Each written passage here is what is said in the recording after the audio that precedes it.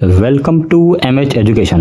साथियों, आज है 15 मार्च और संडे का दिन।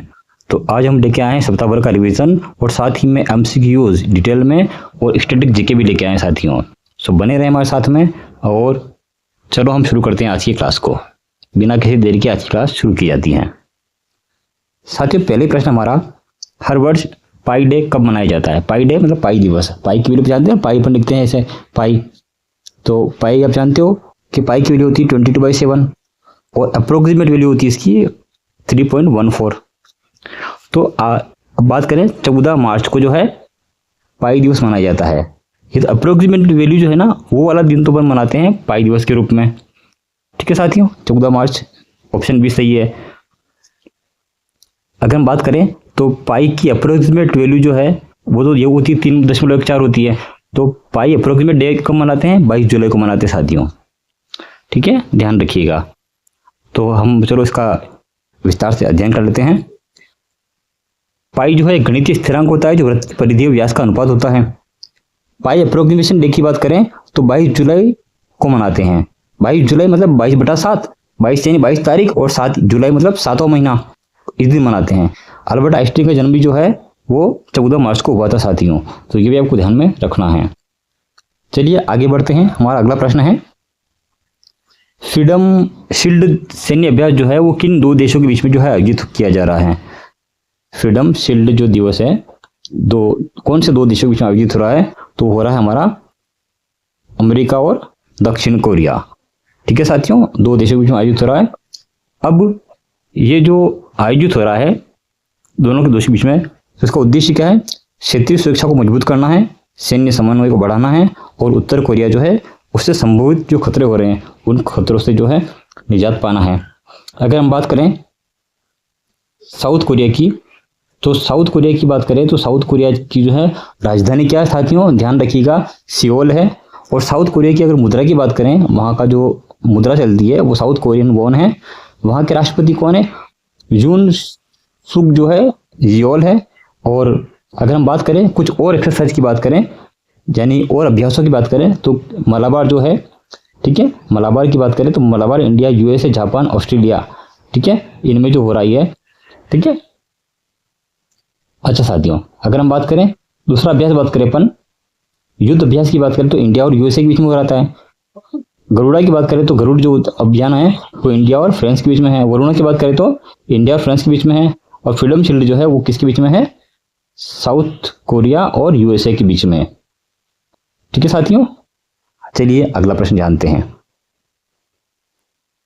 अगला प्रश्न है, भारत का पहला माइक्रो एलगी जो एयर टावर है ना, उसे कहाँ स्थापित किया गया है?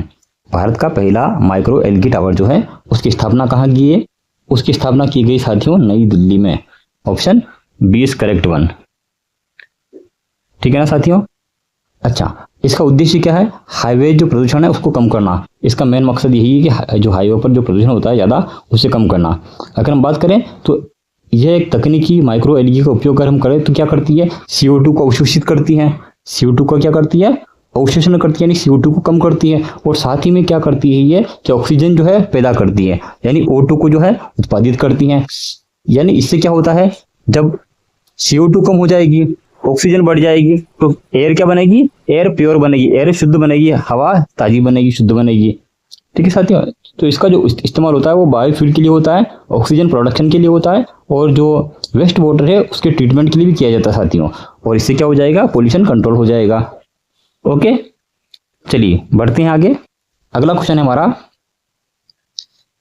HDFC इर्गो जनरल इंश्योरेंस के जो नए MD और CEO बने हैं वो कौन बने हैं? ठीक है साथियों, पूछा क्या है? HDFC इर्गो जनरल इंश्योरेंस के जो नए MD और CEO बने हैं वो कौन बने हैं? तो बने हैं पार्थजीत घोष। कौन बने हैं? Parthajit Ghosh. Option B is correct one, Parthajit Ghosh बने हैं साथियों। तो यह HDFC लिमिटेड और इर्गो के इंटरनेशनल जर्मनी का जो एक संयुक्त उद्यम होता है दोनों का। ठीक है। अच्छा, हम बात करें इसके बारे में, कुछ अतिरिक्त आपको जानकारी दी जाए तो HDFC जो इर्गो है ना, HDFC जो इर्गो है, इसकी जो स्थापना होती है, एस्टेब्लिशमेंट होता है, वो कब हुआ था? 2002 में इसको स्टेब्लिश किया गया था। इसका मुख्यालय कहाँ है? मुंबई में है साथियों, ये भी आपको ध्यान में रखना है, इसका मुख्यालय कहाँ है? मुंबई में है। ठीक है साथियों, चलिए बढ़ जाते हैं आगे। हमारा अगला प्रश्न है आज का, ध्वनि स्पंदना नवाचार के लिए किस राज्य को राष्ट्रीय पुरस्कार मिला है? ध्वनि स्पंदन जो है उसके लिए ये एक नवाचार किया है, किस राज्य ने किया है, उसको राष्ट्रीय पुरस्कार से नवाजा गया है, तो वो है हमारा कर्नाटक। कौन सा राज्य है साथियों? Karnataka. Option B is correct one. तो यह तकनीक जो है दृष्टिबाधित यात्री जो होते हैं, जिन्हें यानी जो देख नहीं सकते हैं, उनके लिए यानी विजुअली इम्पेयर्ड ट्रेवलर होती है, उनकी मदद करता है साथ में। अच्छा साथियों, अगर हम बात करें तो हमने देखा कि हमारा जो कर्नाटक है, तो कर्नाटक की अगर आपसे राजधानी पूछी जाए तो क्या बताओगे? बेंगलुरु है। क्या है? बेंगलुरु इसकी राजधानी है। साथ ही में अभी यहाँ के राज्यपाल कौन है? थावरचंद जो है वो गहलोत है। और साथ ही में मुख्यमंत्री कौन है? सिद्धारमैया है। कौन है? सिद्धारमैया है। ठीक है ना साथियों, तो ध्यान रखिएगा इस बात को भी आप। अगला प्रश्न हमारा है, भारत के 94वें शतरंज के जो ग्रैंड मास्टर हैं वो कौन बन गए हैं? भारत के 94वें नंबर के शतरंज ग्रैंड मास्टर जो कौन बने हैं आपको बताना है, तो बने हैं मयंक चक्रवर्ती। कौन बने साथियों? Mayank Chakraborty. Option B is correct one. साथियों, ग्रैंड मास्टर शतरंज की सबसे उच्च जो है उपलब्धि होती है, जो कि फीडे के द्वारा दी जाती है, यानी वर्ल्ड चेस फेडरेशन के द्वारा दी जाती हैं। ठीक है साथियों, यह भी आपको ध्यान में रखना है। अगर हम बात करें फीडे की बात करें, अगर हमने फीडे का नाम सुना है तो आपको ध्यान रखना है कि जो फीडे है, फीडे की जो स्थापना हुई थी कब हुई थी? 1924 में हुई थी साथियों, ध्यान रखिएगा। 1924 में इसकी स्थापना हुई थी। और भारत के प्रसिद्ध जो ग्रैंड मास्टर हैं, कुछ उनके नाम भी आपको ध्यान रखने हैं। ठीक है साथियों, तो क्या कौन कौन है? एक तो अपने पास में है विश्वानंदन आनंद है, पेंथाला हरिकृष्णा है, और ठीक है ना साथियों, आर प्रज्ञानंदा है, और गुकेश डी भी है। ये भी आपको ध्यान में रखना है। चलिए साथियों बढ़ जाए आगे। अगला प्रश्न हमारा, 22 वर्ष की आयु में सबसे युवा सेल्फ मेड बिलियनियर जो बनने वाले व्यक्ति हैं वो कौन है? 22 साल की उम्र में साथियों वो बिलियनियर बन चुके हैं। ठीक है साथियों, उनका नाम वो बताना है, तो वो कौन है? सुरमैदा। कौन है? सुरमैदा। Option A is correct one. तो एआई रिक्रूटिंग स्टार्टअप मेकर के माध्यम से इन्होंने जो है ये उपलब्धि हासिल करी साथियों, ये आपको ध्यान में रखना है। एआई वह तकनीक होती है जिसमें मशीनें मानव बुद्धि की तरह से काम करती हैं। इसका उपयोग कहाँ कहाँ होता है साथियों, ये आपको ध्यान रखना है। ऑटोमेशन में होता है, रिक्वायरमेंट में होता है, हेल्थ केयर में होता है, और फाइनेंस में भी इसका इस्तेमाल किया जाता है। तो ये भी आपको नोटिस करना है। आगे हम बढ़ जाते हैं। अगला प्रश्न हमारा है, इसरो ने किस क्रायोजेनिक इंजन का सफल परीक्षण किया है? इसरो ने किस क्रायोजेनिक इंजन का सफल परीक्षण किया है? तो उस इंजन का आपको नाम बताना है, वो कौन सा है? C-20। कौन सा साथियों? C-20 है। अच्छा, क्रायोजेनिक इंजन की बात करें तो हम देखें तो यह कहाँ तरल हाइड्रोजन और ऑक्सीजन का उपयोग करता है। भारी उपग्रहों को लॉन्च करने में इसका उपयोग किया जाता है। ठीक है ना साथियों। अच्छा, अगर हम बात करें, हम इसरो की स्थापना की बात करें, आपसे पूछूं मैं कि इसरो की स्थापना कब हुई थी, तो आप क्या बताओगे? 1969 को हुई थी। इसरो की स्थापना कब हुई थी? 1969 में हुई थी। इसके संस्थापक कौन है? विक्रम साराभाई है। कौन है साथियों? विक्रम साराभाई। इसका आपसे मुख्यालय पूछूं तो क्या है? इसका मुख्यालय बेंगलुरु है। ध्यान रखना ये बात भी, इसका मुख्यालय कहाँ है? बेंगलुरु है। चलिए साथियों अगले क्वेश्चन की तरफ बढ़ते हैं। अगला क्वेश्चन हमारा है, 500 गांवों को नेचुरल फार्मिंग विलेजेस बनाने की योजना किस राज्य ने शुरू की है? 500 गांवों को नेचुरल फार्मिंग विलेजेस बनाने की घोषणा जो है वो किस राज्य ने करी है आपको बताना है। तो इसका सही उत्तर है गुजरात ने करी है। ठीक है साथियों, इसका मेन उद्देश्य क्या है? रासायनिक खाद कम करेंगे, जैविक खेती को बढ़ावा देंगे, और मिट्टी की जो उर्वरता है उसको बढ़ाया जाएगा। ठीक है ना साथियों, ये आपको ध्यान में रखना है। अच्छा साथियों, अगर हम बात करें तो नेचुरल फार्मिंग क्या होती है? जिसमें रासायनिक उर्वरक और कीटनाशकों की खेती के बिना जो है खेती की जाती है, उसको कहते हैं। तो भारत में जो है प्रमुख मॉडल कौन सा है इसका? Zero budget natural farming. इसके प्रवर्तक कौन रहे हैं आपको ये बताना, ध्यान रखना। जीरो बजट नेचुरल फार्मिंग के प्रवर्तक कौन है आपसे मैं पूछूं तो आपको क्या बताना है? आपको बताना है सुभाष पालेकर। कौन है? सुभाष पालेकर।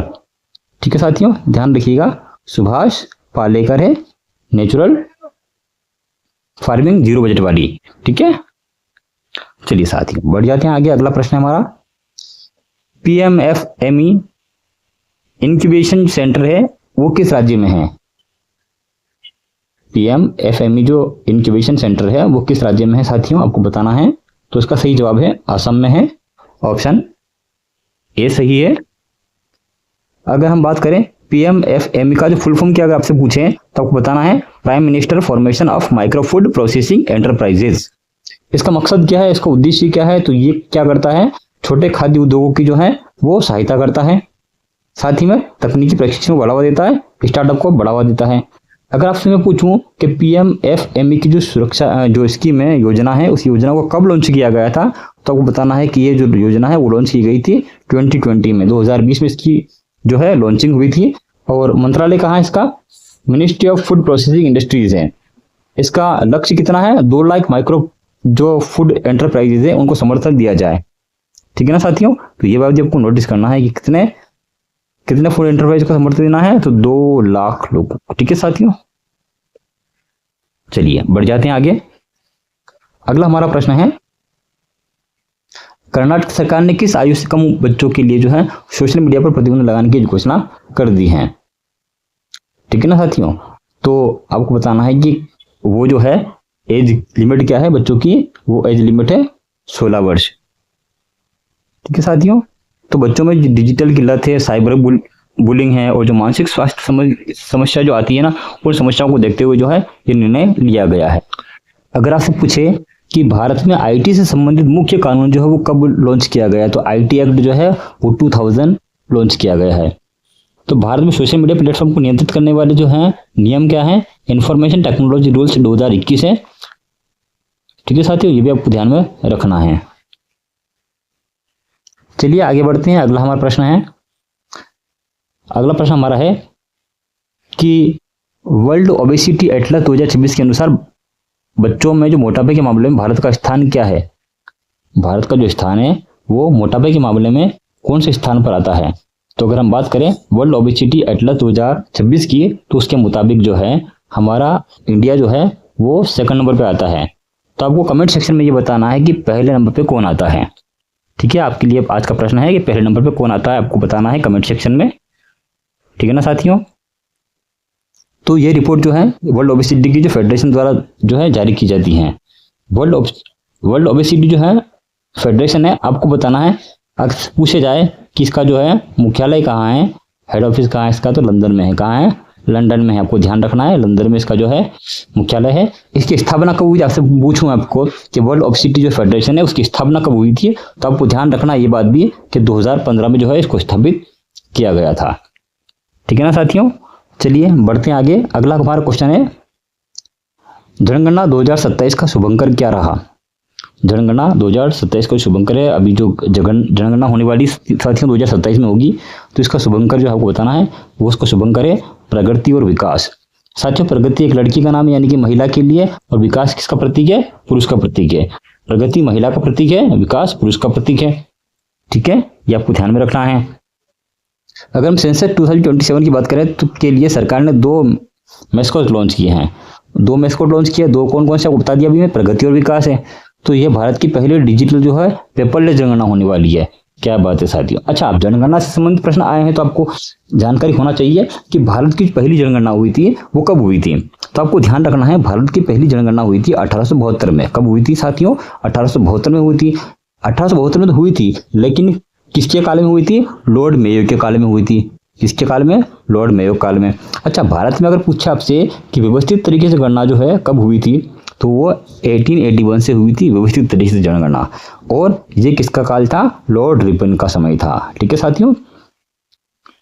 अच्छा, अगर हम बात करें आपसे 2011 में जनगणना हुई थी, पिछली जनगणना हमारी 2011 में जो जनगणना हुई थी उसके अनुसार भारत की जनसंख्या कितनी है? 121 जो है करोड़ है साथियों।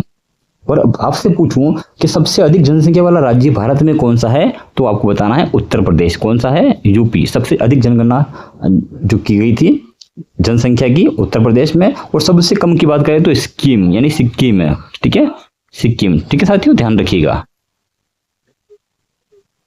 चलिए आगे बढ़ते हैं। अगला हमारा प्रश्न है, किस देश को WHO ने कुष्ठ रोग मुक्त जो है प्रमाणित किया है? यानी वहां पर कुष्ठ रोग है ही नहीं। ऐसा कौन सा देश है जहां कुष्ठ रोगी नहीं मिलेंगे अपने को? तो वह है हमारा चिली। क्या है साथियों? चिली। अगर हम बात करें तो अमेरिका महाद्वीप का पहला देश बना है चिली, जिसने कि WHO से लेप्रोसी जो फ्री प्रमाणित जो है प्रमाणन हासिल कर लिया है। कुष्ठ रोग को ही अपन लेप्रोसी कहते हैं। और ये जो लेप्रोसी होता है ना, माइक्रोबैक्टीरियम लिपेरी की वजह से होता है। इसे हैंसेन रोग भी कहते हैं। इस रोग का दूसरा नाम क्या है साथियों? हैंसेन रोग। क्या नाम है इसका? आपको ध्यान रखना है, इसका नाम क्या, दूसरा नाम क्या है? इसको हैंसेन रोग भी कहते हैं। हैंसेन रोग भी कहते हैं इसको। साथ में अगर आपसे पूछूं कि इसकी जो स्थापना की गई थी वो कब की गई थी? WHO की स्थापना जो हुई थी ना साथियों, आपसे पूछूं मैं कि WHO की स्थापना कब हुई थी, तो आपको ध्यान रखना है 1948 में जो है WHO की स्थापना हुई थी। इसका मुख्यालय आपसे पूछूं मैं आपसे कि मुख्यालय कहाँ है, तो इसका मुख्यालय कहाँ है? जिनेवा में है। अच्छा, WHO का मेन उद्देश्य क्या है कि वो जो है वैश्विक स्वास्थ्य सुधार करें। ठीक है ना साथियों? तो आपको ये बात भी ध्यान रखनी है। चलिए साहब बढ़ते हैं आगे। अगला क्वेश्चन है हमारा, ICC mains T20 world cup 2026 किस देश ने जीता है? ICC मेंस जो है वर्ल्ड कप 2026 के विजेता कौन रहे हैं हमारे? तो हमारा प्यारा भारत रहा है। ठीक है साथियों, अगर हम बात करें तो इसने न्यूजीलैंड को हराया है। इसमें किसको हराया है? न्यूजीलैंड को हराया है। इसके अलावा आपको ध्यान देना है कि अगर आपसे पूछें कि ICC की जो स्थापना कब हुई थी, ICC की स्थापना कब हुई थी आपसे पूछा जाए तो आपको बताना है कि ICC की स्थापना होती ना ICC की, तो उसकी स्थापना जो हुई थी, आपको ध्यान रखना साथियों, ICC की स्थापना हुई थी कब? 1909 में, 1909 में इसकी स्थापना हुई थी। इसका मुख्यालय जो अगर पूछे आपसे तो बताना आपको दुबई है। और भारत के प्रमुख क्रिकेट स्टेडियम की अगर हम बात कर लेते हैं तो नरेंद्र मोदी स्टेडियम कहाँ है, जो कि विश्व का सबसे बड़ा है? याद है आपको? अहमदाबाद में। ईडन गार्डन की बात करें तो ये कहाँ है? कोलकाता में। ईडन गार्डन कहाँ है? कोलकाता में। तो आपको ये बात भी ध्यान रखनी साथियों। चलिए बढ़ते हैं आगे। अगला क्वेश्चन हमारा, बारबी डोल पाने वाली पहली भारतीय महिला क्रिकेटर जो है वो कौन बनी है? बारबी डोल पाने वाली भारतीय जो पहली महिला है वो कौन बनी है? स्मृति मंधाना। स्मृति मंधाना बनी है साथियों। पहली भारतीय महिला क्रिकेटर बनी है स्मृति मंधाना, जिन्होंने बारबी डोल जो है बनाई थी। यह महिलाओं को की जो उपलब्धि होती है उनको सम्मान देने के लिए इस योजना को, इस सम्मान को दिया जाता है। अच्छा, बारबी डोल जो है कंपनी जो है बनाने वाली कंपनी कौन है? मेटल कंपनी है। कौन सी कंपनी है? मेटल कंपनी है। उसको लॉन्च कब किया है? अच्छा, आपसे पूछे कि इसको लॉन्च कब किया गया था बारबी डोल को, तो बारबी डोल को लॉन्च कब किया गया आपसे पूछा जाए तो 1959 में इसको लॉन्च किया गया था। ये भी आपको ध्यान में रखना है। चलिए दोस्तों अगला प्रश्न पूछते हैं आपसे, भारत ने किस देश से S-400 फ्लैट 1 मिसाइल जो है प्रणाली खरीदने की डील की है? भारत ने किस देश से जो है मिसाइल खरीदने की डील करी है? तो वो है रूस। कौन है? रूस। Option B is correct one. तो ये वायु रक्षा क्षमता बढ़ाने के लिए जो है डील की गई है। भारत ने वायु रक्षा क्षमता बढ़ाने के लिए रूस से जो है मिसाइल खरीदने की जो है डील करी है। अगर हम बात करें आपसे तो भारत की प्रमुख मिसाइलें कौन कौन सी आपको पता है? एक तो है अग्नि, एक पृथ्वी, आकाश और ब्रह्मोस है। अगर हम आपसे पूछें, ठीक है, अग्नि की बात करें तो बैलिस्टिक मिसाइल है ये। पृथ्वी की बात करें तो सतह से सतह मारक क्षमता रखती है ये। आकाश की बात करें तो क्या है? नाम ही आकाश है, तो सतह से कहाँ जाएगी? हवा में जाएगी। ये भी आपको ध्यान में रखना है। चलिए साथियों अगला प्रश्न हम पूछते हैं आपसे, विक्रम-1 रॉकेट का जो है विकास किस कंपनी ने किया है? विक्रम-1 नाम का रॉकेट है, वो किस कंपनी इसको विकास? तो ये है Skyroot Aerospace. Option B is correct one, Skyroot Aerospace. विक्रम-1 छोटे सैटेलाइट लॉन्च करने के लिए जो है बनाया गया है। अगर आपसे पूछें कि स्काईरूट जो एरोस्पेस है उसकी स्थापना कब हुई? चलो मैं आपसे प्रश्न पूछ लेता हूँ कि एरोस्पेस जो है इसको कब बनाया गया था? स्काईरूट एरोस्पेस को स्थापना कब हुई थी इसकी? 2018 में। अगर आपसे मैं मुख्यालय पूछ लूँ तो मुख्यालय बताओगे इसका? हैदराबाद है। क्या है साथियों? हैदराबाद है। और साथ ही में अगर आपको मैं पूछूं इसरो की स्थापना कब हुई थी? अभी हाल ही में आपको बताया थोड़ी देर पहले मैंने, आपको याद है क्या? मैंने आपको बताया था इसरो की स्थापना कब हुई थी? 1959 में हुई थी। अच्छा, संस्थापक बता सकते हो आप इसके संस्थापक कौन है? अभी थोड़ी देर पहले आपको बताया था मैंने, कौन है? विक्रम साराभाई। ठीक है साथियों, विक्रम साराभाई है, तो आपको ध्यान में रखना है। ओके साथियों, चलिए आगे बढ़ते हैं। हमारा अगला प्रश्न है, हर स्टार्ट 5.0 जो है वो किस राज्य ने शुरू किया है? हर स्टार्ट 5.0 जो है वो शुरू करने वाला राज्य कौन सा है? वो शुरू करने वाला राज्य है हमारा Gujarat. Option B is correct one. तो हर स्टार्ट 5.0 जो है योजना जो है महिला उद्यमियों को स्टार्टअप शुरू करने में सहायता देने के लिए शुरू की गई है। ये जो पहल है वो गुजरात सरकार की पहल है। अच्छा, गुजरात सरकार से आपको कुछ याद आ रहा है?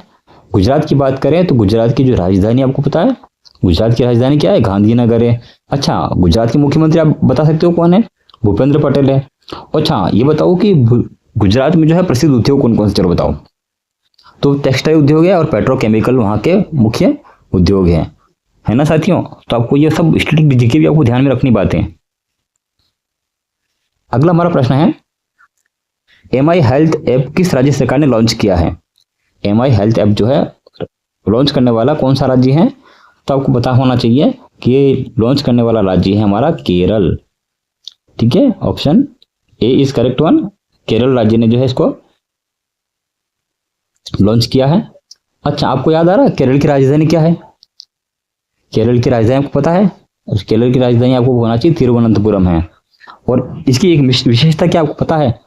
सबसे उच्च साक्षरता जो है इसी राज्य में है। और यहाँ का एक अच्छा नृत्य बताओ, कौन सा नृत्य है यहाँ का? कथकली। कथकली जहाँ का नृत्य है।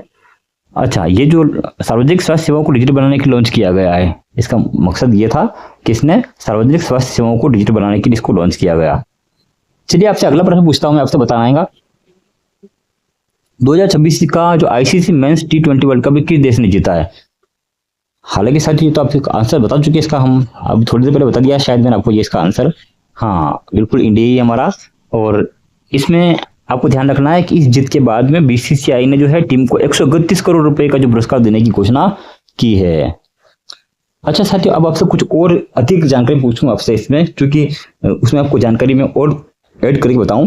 तो T20 विश्व कप का पहला जो आयोजन है कब हुआ था? चलो बताओ। T20 विश्व कप का पहला आयोजन कब हुआ था? 2007 में हुआ था। अच्छा, 2007 में विजेता कौन रहा था साहब? इंडिया ही रहा था साथियों। उस टाइम पे भी कौन रहा था? इंडिया ही रहा था। अच्छा, BCCI की स्थापना कब हुई थी बताइए आप? 1928 में हुई थी, 1928 में। अच्छा, आपको कमेंट सेक्शन में बताना कि BCCI का मुख्यालय कहाँ है। क्या आपको याद आ रहा है? इसका आंसर बता चुका हूं आपको मैं, इसलिए आपको कमेंट सेक्शन में इसका आंसर देना है। चलिए बढ़ते हैं आगे। अगला प्रश्न हमारे पास में है, 2025 के लिए BCCI cricket of the year किसे चुना गया है? 2025 के लिए BCCI क्रिकेटर ऑफ द जो ईयर है वो किसे चुना गया है? बिल्कुल साथियों, आपको ये तो पता ही होगा, शुभमन गिल को। ठीक है साथियों, तो शुभमन गिल को जो है शानदार प्रदर्शन के लिए इसको उपहार दिया गया है। उन्होंने अच्छा प्रदर्शन किया था। तो ये पुरस्कार जो है पॉली उमरीगर अवार्ड के नाम से भी जाना जाता है। पॉली उमरीगर। साथियों, इस पुरस्कार का नाम जो है आपको ध्यान रखना है कि दूसरा नाम क्या है। अच्छा, ये देता कौन है? BCCI देता है। एनुअल अवार्ड है ये, हर साल दिया जाता है। ठीक है ना साथियों, तो आपको ये बात भी ध्यान रखनी है। चलिए साहब बढ़ते हैं आगे। अगला हमारा क्वेश्चन है, नागरिकता संशोधन अधिनियम यानी कि CAA सिविल अमेंडमेंट एक्ट जो है वो, उसके तहत असम में नागरिकता पाने की वाली जो पहली महिला बनी है वो कौन बनी है? साथियों बहुत इंपॉर्टेंट प्रश्न, साथियों बताना आपको कौन बनी है। इसका सही जवाब है दीपाली दास। कौन बनी साथियों? दीपाली दास। ध्यान रखिएगा, दीपाली दास बनी है। CAA जो कब पारित हुआ था आपको ये पता होना चाहिए, 2019 में इसको पारित किया गया। लागू कब किया गया था इसको? 2024 में। इसमें पाकिस्तान, बांग्लादेश, अफगानिस्तान और के धार्मिक जो अल्पसंख्यक है ना, इनको नागरिकता देने का जो है प्रावधान किया गया है। चलिए बढ़ते हैं आगे। अगला हमारा प्रश्न है, भारत ने ब्रह्मोस मिसाइल खरीदने का समझौता किस देश के साथ में किया? भारत ने जो ब्रह्मोस है समझौता वो किस देश के साथ में किया है? ठीक है ना साथियों, तो वो किया है इंडोनेशिया के साथ में। कहाँ किया साथियों? इंडोनेशिया के साथ में। सुपरसोनिक क्रूज मिसाइल खरीदने का समझौता है ये। ठीक है, अगर हम बात करें तो ब्रह्मोस दो नामों से बना है, ब्रह्म नदी और मॉस्कस। ठीक है, ब्रह्मस और मॉस्कस दोनों से मिलकर बना है। अगर हम बात करें तो भारत और रूस की जो है एक संयुक्त परियोजना है। किसकी है? अगर आपसे पूछूं कि किसकी संयुक्त परियोजना है, तो भारत और रूस की संयुक्त परियोजना है। इसका नाम है ब्रह्मपुत्र और मॉस्को जो है ना, इन दोनों से बना है। इसकी गति आपसे पूछें तो लगभग कितनी है, मैक 3 इसकी गति है। ये भी आपको ध्यान में रखना है। अगला प्रश्न हमारा है, colonel C K Naidu lifetime achievement जो अवार्ड है 2025 किन्हें दिया गया? इनमें से किसे दिया गया साथियों? तो ये जो मिला है साथियों, राहुल द्रविड़ को हाँ मिला है साहब, मिताली राज को भी मिला है और रोजर बिन्नी को मिला है। यानी कि ये ऑप्शन सभी सही है, सबको मिला है साथियों। ठीक है, क्रिकेट में उनके बढ़िया योगदान के लिए, उत्तम योगदान के लिए जो है इनको ये दिया गया है। ठीक है, सीके नायडू भारत के पहले टेस्ट कप्तान थे। ठीक है, और पहला टेस्ट मैच आपको पता है कब हुआ था? 1932 में, लॉर्ड्स। ठीक है साथियों, चलिए अगला क्वेश्चन हमारा, किस देश ने हाउस ऑफ द लॉर्ड्स से हेरिडिटरी पीरियड्स को हटाने की शुरुआत की है? हेरिडिटरी जो पीरियड्स है उसको हटाने के लिए जो है जो पहल की है वो किसने की है? वो यूके ने की है, यूनाइटेड किंगडम ने की साथियों। Option C is correct one, United Kingdom ने की है। ये आपको ध्यान में रखना है। तो यूनाइटेड किंगडम में संसद की जो 2 सत्र हैं, एक तो है हाउस ऑफ कॉमन्स और दूसरा क्या है? House of Lords. अगला क्वेश्चन हमारा, एडीसी 150 इंडिजीनियस एयर ड्रॉपेबल जो है कंटेनर है वो किसने विकसित किया है? ADC 150 indigenous air droppable container किसने लॉन्च किया है? तो वो लॉन्च किया है डीआरडीओ ने। ठीक है साथियों, डीआरडीओ ने लॉन्च किया इसको। तो डीआरडीओ और भारतीय सेना ने मिलकर के जो है वो